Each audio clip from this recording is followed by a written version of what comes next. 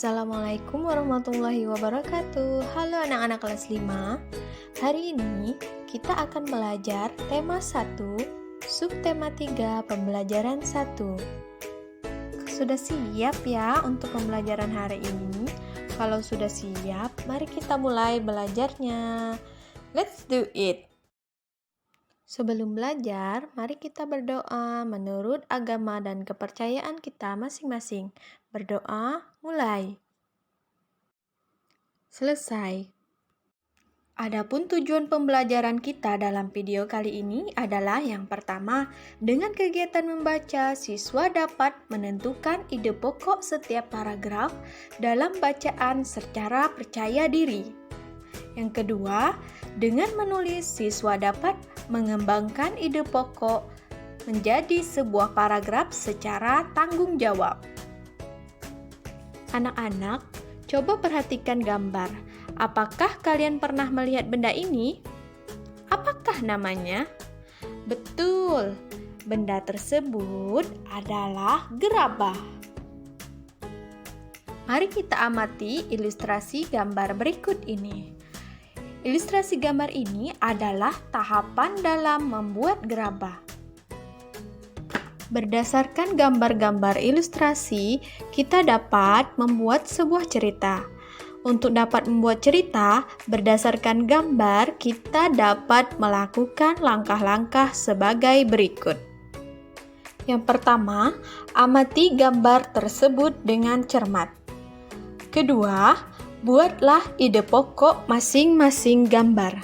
Dan yang ketiga, kembangkan ide pokok tersebut menjadi sebuah paragraf untuk memudahkanmu dalam membuat cerita berdasarkan gambar. Pada ilustrasi gambar pembuatan gerabah tersebut sebagai contoh, ide pokoknya adalah: yang pertama, gerabah terbuat dari tanah liat. Kemudian, ide pokok yang kedua, tanah liat yang sudah dibentuk lalu dikeringkan dan dibakar. Berikutnya, kita akan membuat cerita sesuai dengan ide pokok di atas. Sebagai contoh, pada paragraf yang pertama, gerabah terbuat dari tanah liat. Tanah liat yang digunakan merupakan tanah liat yang halus dan lembut tanpa tercampur kerikil atau benda-benda lainnya. Kemudian, pada paragraf yang kedua, bisa kita tuliskan tanah liat yang sudah dibentuk lalu dikeringkan dan dibakar. Waktu pengeringan tergantung dari kondisi cuaca. Setelah itu, kemudian dibakar dan dibersihkan. Ada juga yang diberi warna dengan cat sehingga tampak lebih cantik.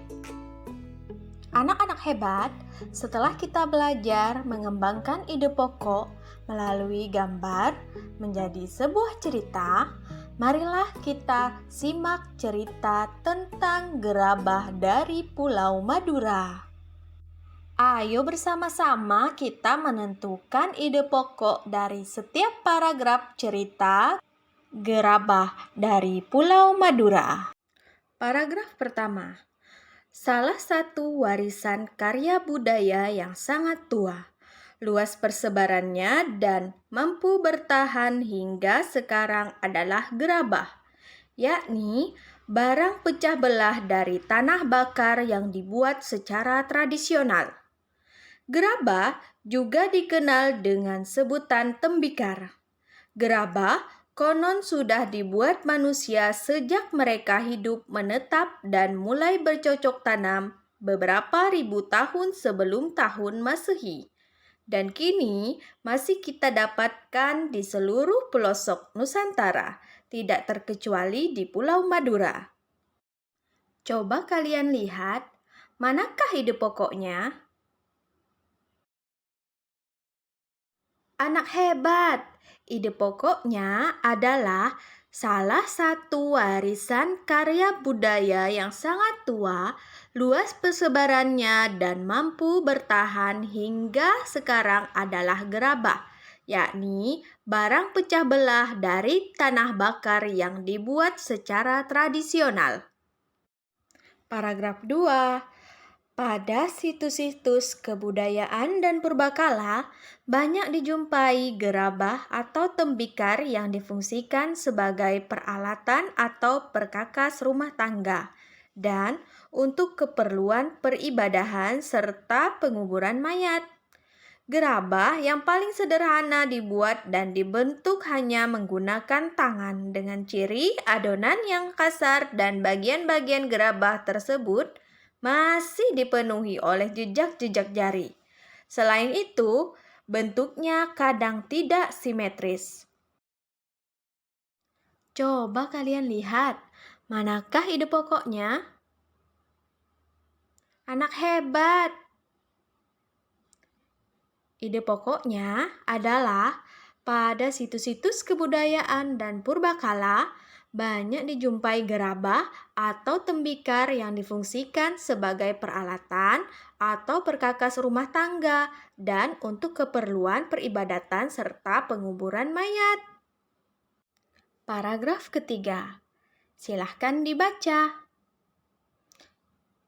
Coba kalian lihat, manakah ide pokoknya? Ya, anak hebat! Ide pokoknya adalah tidak terkecuali di Pulau Madura.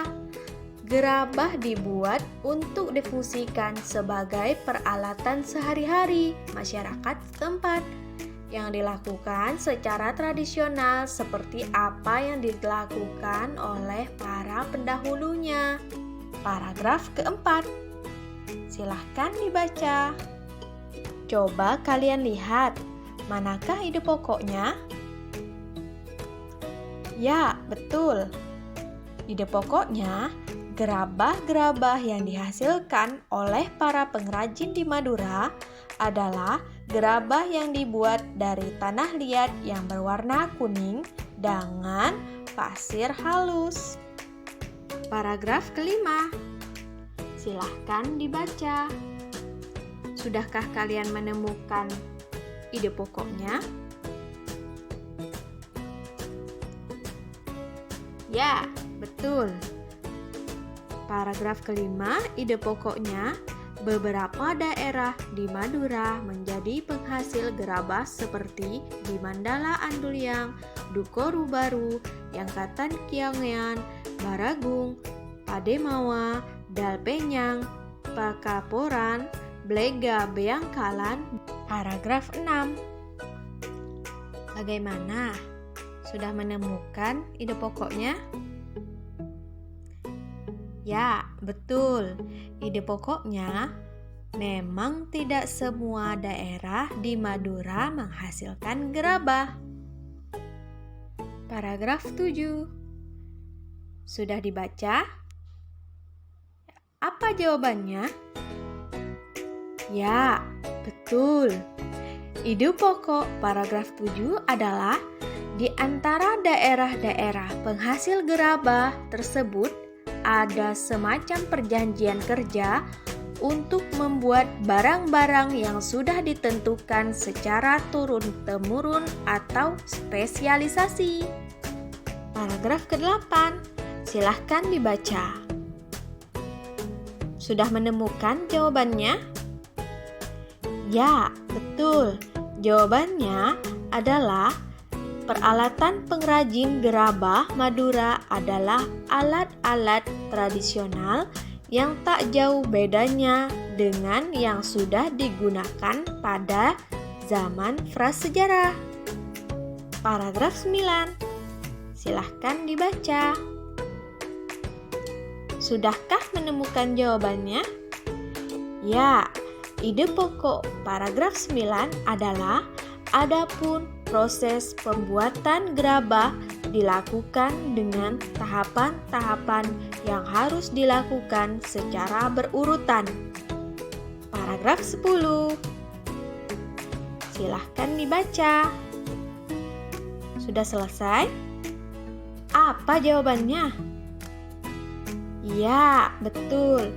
Jawabannya adalah keberadaan pengrajin Gerabah di Madura ini telah banyak memberikan manfaat, baik untuk pengrajin, pemakai, maupun untuk masyarakat umum. Paragraf terakhir.